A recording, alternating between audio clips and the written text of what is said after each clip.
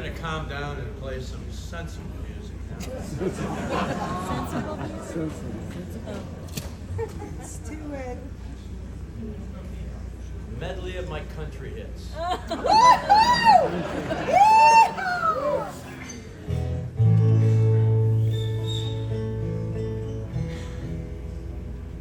Did you ever notice how acoustic players, they always tune up a little? They never just come out and play.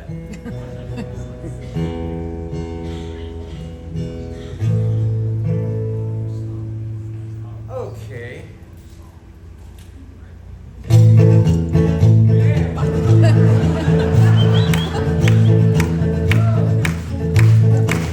I keep my pants up with a piece of twine.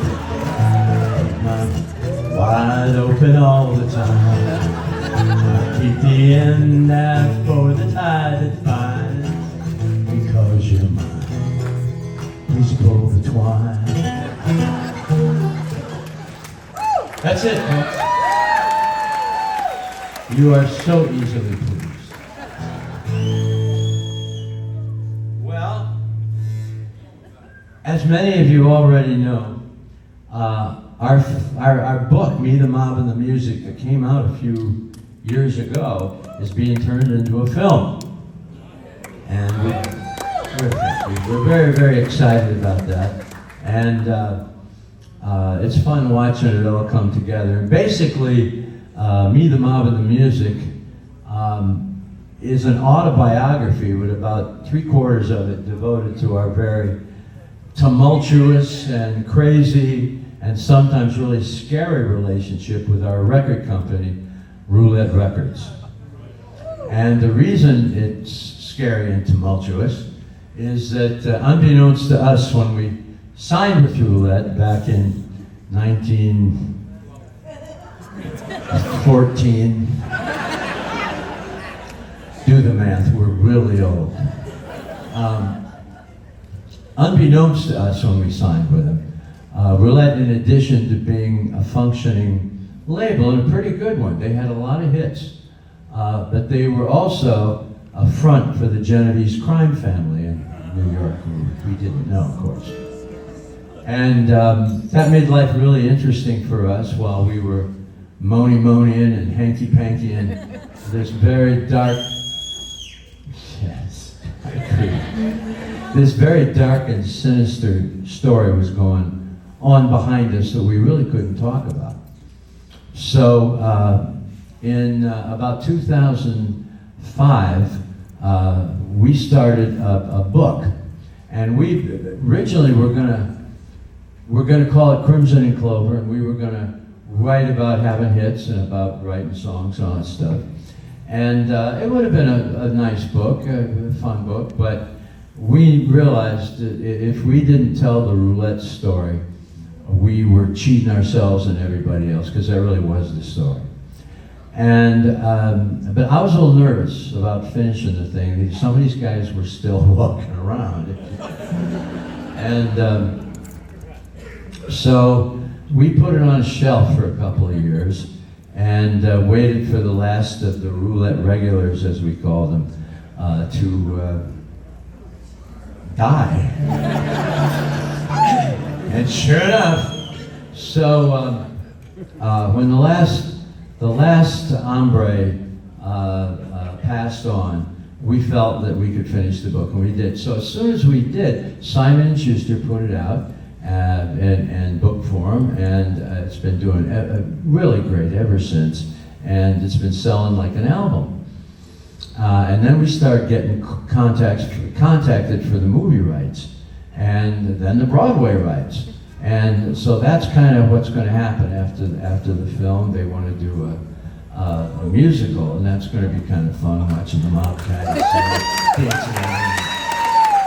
So, at any rate, the last song in the film, basically, it's about me and Morris Levy, the head of Roulette Records, who was a real crime boss. I don't know how else to say it. But at any rate, the last song in the movie is going to be running over the closing credits, and it's going to be a version of a song that we did much earlier in our career, and it's slowed down and acoustic, and it's amazing how it turned from being a sort of a teeny bop love song to a very somber moment in the film, because Morris Levy dies, and we're alone. And so the bottom line is that we rearranged this. We thought we would do it for you tonight, and I hope you dig it.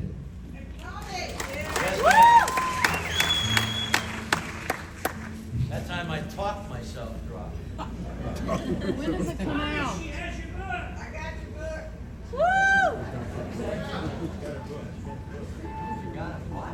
Yeah, he still has it. I have the book too. I've read the book too.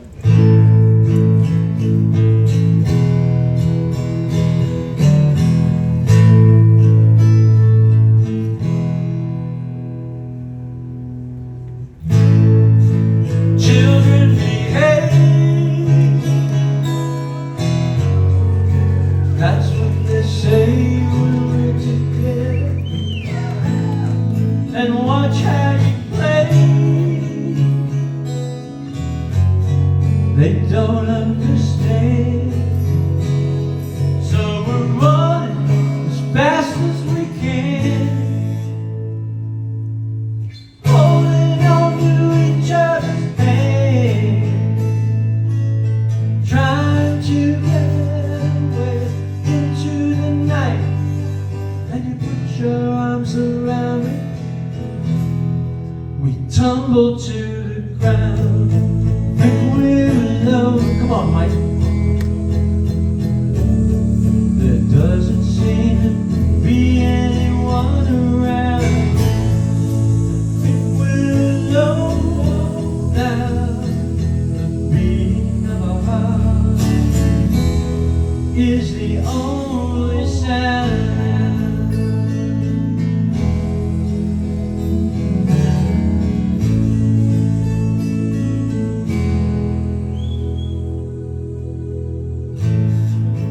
Look at the way we gotta hide what we're doing, 'cause what would they say